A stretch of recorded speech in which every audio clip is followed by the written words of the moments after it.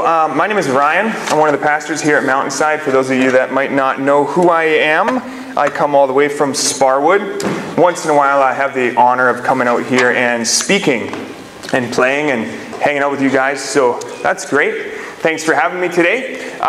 Go ahead and grab your Bibles and open up to Romans chapter 5. That's where we're going to be today, Romans chapter 5. If you don't have a Bible, grab one out of the seat in front of you, or flip to your phone app, whatever you have.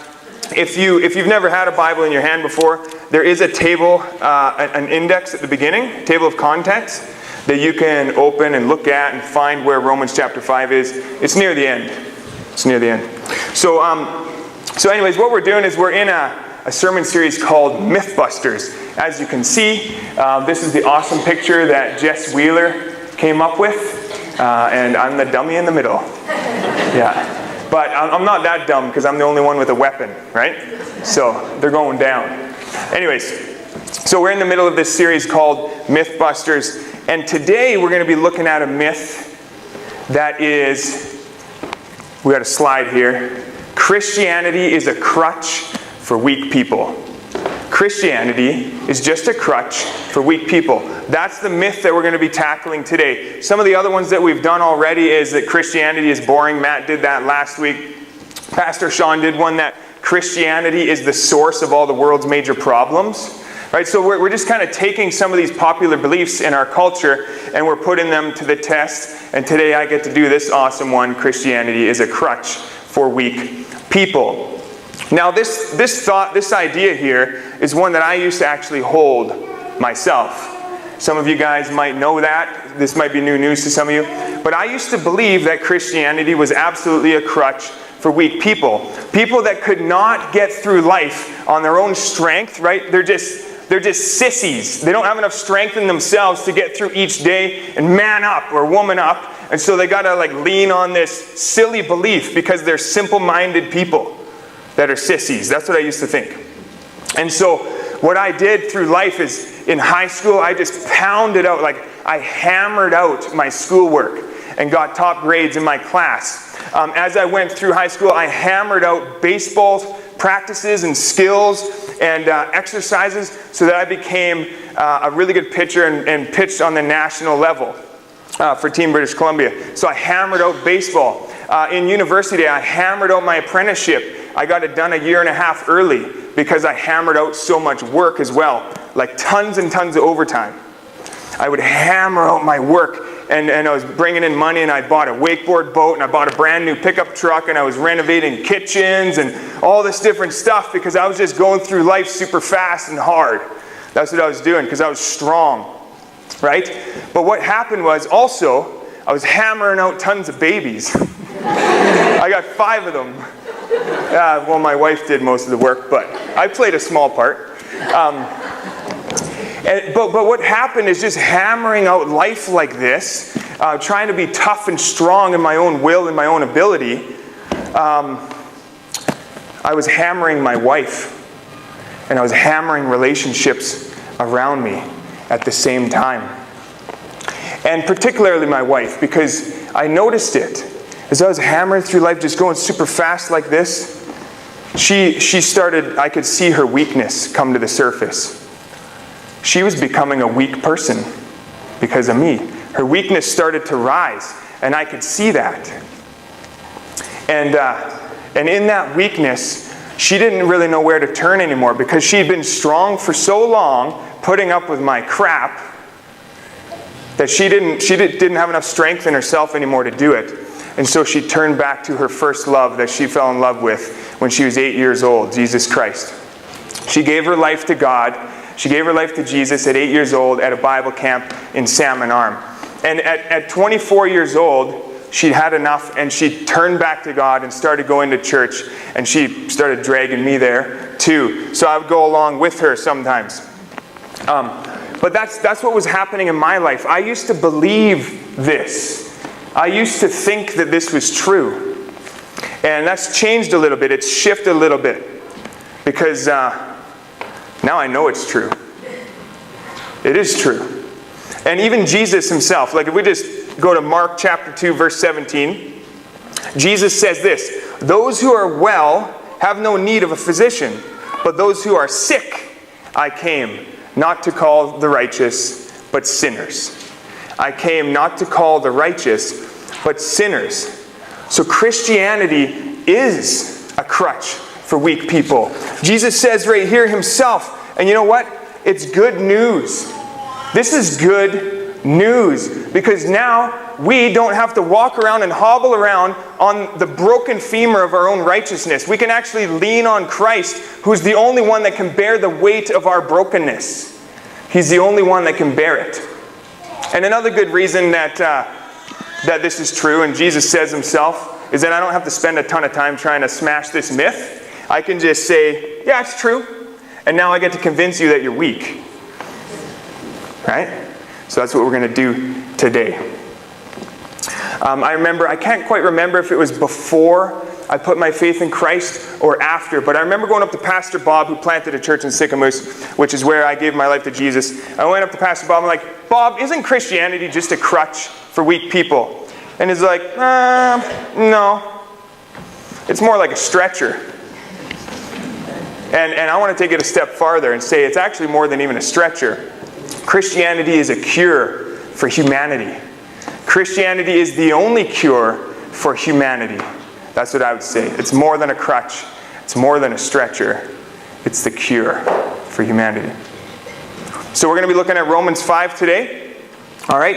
And there's basically 3 points, 3 simple things that I want to pull out of Romans 5 and for us to talk about today. And it's these 3 simple things here. We need to see our weaknesses and sin. We need to own our weakness and sin, and we need to submit our weakness and sin. And it's kind of cute. See how it says SOS up there? Right? We need some smoke signals. We need help.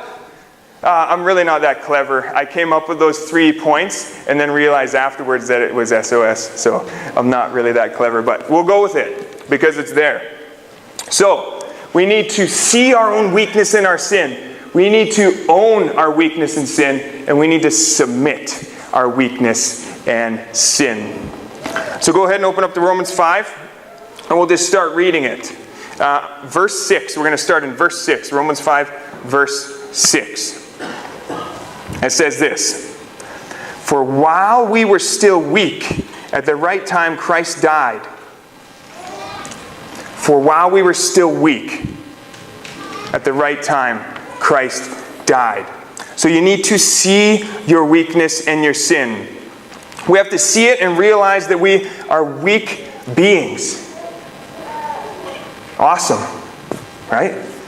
But you see, when Paul's writing this, he's not just writing to this little tiny group of people, just a few select people that are going to open this letter that he's writing and read it. He's writing it to quite a large church, a large group of people. Not only that, God knew that it was going to be part of the Bible, and that for centuries and centuries and generations, people were going to be opening this letter and reading it. So Paul is talking to everyone. We are all weak. Yet while we were still weak, Christ came at the right time and died. So he's talking to everyone. We are all weak. And just to help you see this, just even if we look at simple things, like look at a job interview. Just take a job interview, for instance. Okay, so you sit down. How many people here have been in a job interview? Okay, most people. Good. Thanks for working with me. Okay, so most people have been in a job interview. There's many things that are similar about job interviews. One thing for sure, they sit you down, they ask you, what are your strengths? What are you good at? Oh yeah, so you name off all your strengths. And then they might give you a few different scenarios that pertain to the job that you're getting. See if you've been in those scenarios before, what you've done, what you might do. But one other thing they all have in common, the person giving the interview, they're going to ask you, what are your weaknesses? What are some of your weaknesses? And then they want you to be honest and tell you back. Right? Like, so the guy that's sitting there in the job interview and they ask him, what are your weaknesses? And he's like, yeah, I'm pretty sweet. Don't have any. I'm just a beauty. No weaknesses. I don't have to learn anything. Like, they're going to look at that guy and say, this guy's not teachable. He doesn't have a teachable attitude. He's not humble in any way. He's going to be really hard to lead this guy. He's not going to follow our leadership. He's going to be a pain. And so if you're that guy, you're not going to get the job, likely, right? Because they want to be able to see somebody that's just honest and authentic and genuine and actually is willing to see and own some of their own weaknesses in the workforce, right? So we know where we can grow and different things like that, okay? And then beyond job interviews, if we just look at temptation, just look at temptation in your life, right? So many of us have temptations just bombarding us each and every day. And oftentimes, we've all fallen into them at least once. I know everybody's in here sinned at least once, right? So, but we're bombarded with these temptations and we fall into them all the time. Maybe something that you're tempted with is the bottle. Like booze. Maybe that's tempting for you. And you know that you can't go there because if you do, it's not going to go good. Maybe you're tempted with, grabbing your phone and flicking through inappropriate pictures. Guys, maybe that's your issue and you do it often and it's really hard not to do it because you're tempted and it's right there, right? Women, maybe sometimes you're tempted to get a little bit too intimate emotionally with another man that isn't your spouse, right? Because it feels good to get some attention and to get some love and to get some, get noticed by another man and have a little bit of an emotional connection that you shouldn't. Emotional affairs are just as brutal as physical ones.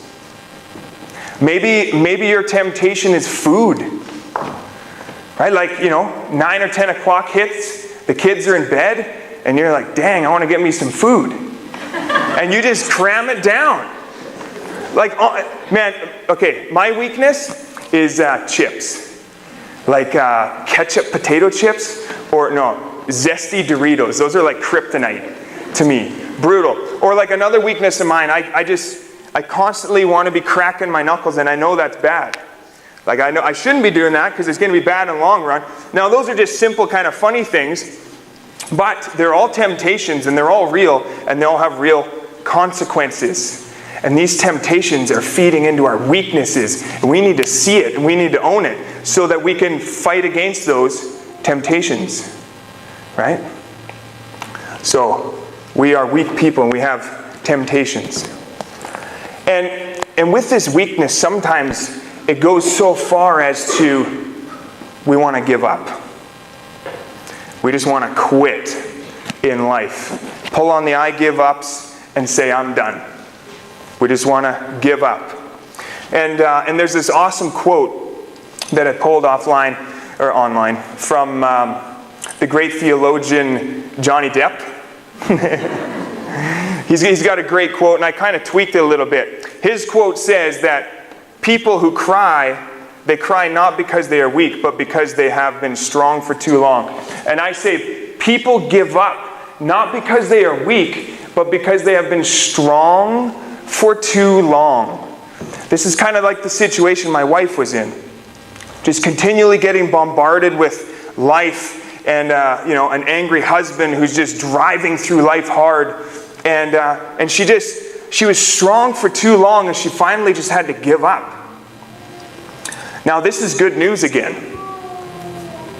Because if you come to a place in your life where you feel finally you've been strong for too long on your own strength and you're willing to give up, that's where God can start working in your life. Right there. And so many of us in this room, anybody who's given their life to Christ knows exactly what this feels like. And many of us in this room know what it feels like. Anxiety, stress, depression comes, and you just don't want to face life anymore. Another day just seems too daunting, and you just want to give up because you feel like you've been strong for too long, and you can't do it anymore. There is hope. There is hope for all of us. So we need to see our own weakness. And the next thing is we need to own it. And so the verse carries on. Verse 6. So, for while we were still weak, at the right time, Christ died for who? For the ungodly. Christ died for the ungodly. So this means that you've been outed. You've been outed on the cross. Each and every person in this room, you've been outed. You're a sinner. You're ungodly. The Bible says that God sent His Son to die for the world because He loved the world. Everybody in the world is a sinner. Jesus came to die for the sinners. So you can't say that you're that sweet guy that's not a sinner. Christ didn't die for me. I'm good. No. The cross outed you. So you need to stop pretending. You need to stop faking it. Even if you've already given your life to Jesus, like, why still try to live this like veneer identity that you slap on and you come to church and you put your church teeth in, right? And you just talk to people, it's a great day. No. Like, let's just be real and honest with each other. We need to own our weakness. Let's own it.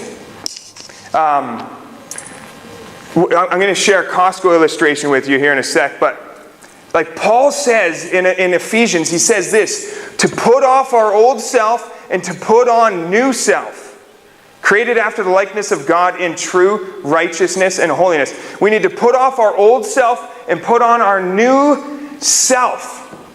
Right? You got to put that old identity away, that one where you try to fake it through life and you're going to just, present yourself perfectly before people and think that you can present yourself right before God.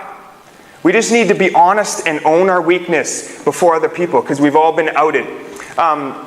So how many of you, I'm going to talk about Costco now. How many of you have shopped at Costco before? Okay, almost everybody. How many of you guys have bought clothing at Costco? Okay, many. So there's one thing about Costco. Many people don't like shopping at Costco for a specific reason. For one, the same reason. It's not really the same reason as me because when I go shopping at Costco, I look like I was shopping at the Baby Gap because my pants come up to like here. Because the longest pants they sell are 32. So looks like I was at Baby Gap, ready to go digging for some clams. That's the reason why I don't shop at Costco. But there's another reason why most people don't. Anybody know? Can you tell me? What's that? You can't try stuff on. That's right. You can't try anything on because there's no change rooms anywhere. I mean, I suppose you could if you really wanted to, but you can't take new clothing and put it on over top of the old clothing and expect it to fit properly. So, that's not going to work. So think about it, though. If you wanted to put off the old and put on the new, there's a period of transition there in between. Right? And if you're in Costco and you put off the old, you're standing there in the middle of Costco naked. Naked, exposed, vulnerable, in front of everybody. And it's that point in our Christian walk that we need to embrace that. Man, if we're going to put off the old before we put on the new, there has to be a time where there's vulnerability, where you're exposed, where your weaknesses are seen by other people, and you're willing to be exposed by God, in front of God. This is so huge. You cannot take the old self and just slap on the new self. It doesn't work. There has to be a period where you're willing to be seen for who you are, where you're willing to be exposed and vulnerable to the people around you that love you and before God. It's an absolute necessity. Because just think about your Savior, Jesus. All right? He was willing to put off himself, not the old, the perfect holiness, his righteousness. He took that and he put it aside, and he was exposed. He was vulnerable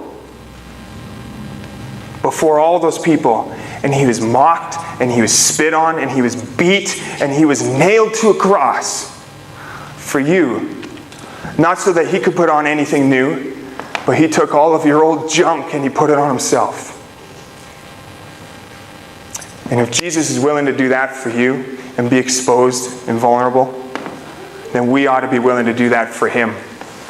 And it'll be for our joy and for his glory. Not only do we need to see our weakness, not only do we need to own it, we need to submit it. We need to submit it. And I have just an awesome story to tell you guys that I think you guys will appreciate.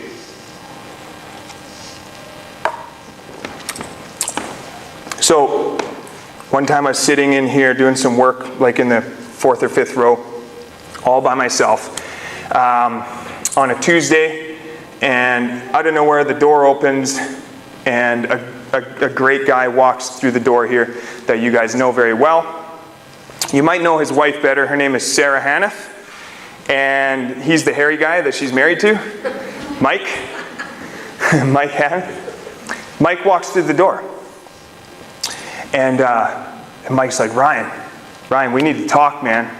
We need to talk. Okay, and he's kind of trembling, and I can tell he's anxious, right? And he's like, Ryan, man, I can't do this anymore. I can't do it anymore, man. I can't do it on my own. And he starts talking to me, and he just starts kind of like spewing on me and laying out some of the hard stuff that he's going through, some of the bad decisions that he's made, some of the sin that he's done, some of the things that are coming into his life and like fracturing him and his wife's relationship, things that are just making his life hell at this point. And he was done. He couldn't do it anymore. And he'd been at this place a couple times before, and he seemed to muster up some strength to get through somehow. But at this point, he was done. He's like, Ryan, I need Jesus. I want to give my life to Jesus. And right there, like Mike, he saw his sin. He could see it. He knew what it was. And he was willing to own it finally. He knew that he couldn't do anything with it. He was going to own that and submit it before Christ, because Christ is the only one that could do anything with it. And so he did. Mike and I, we prayed together. And as he left a big puddle of snot and tears on the carpet over there, he just submitted it all before God. And he was willing to be vulnerable and exposed before me and before God. And it was incredible. I love you, man. And this is what we need to do. We need to see it, own it, and we need to submit it before God. Our weaknesses and our sins.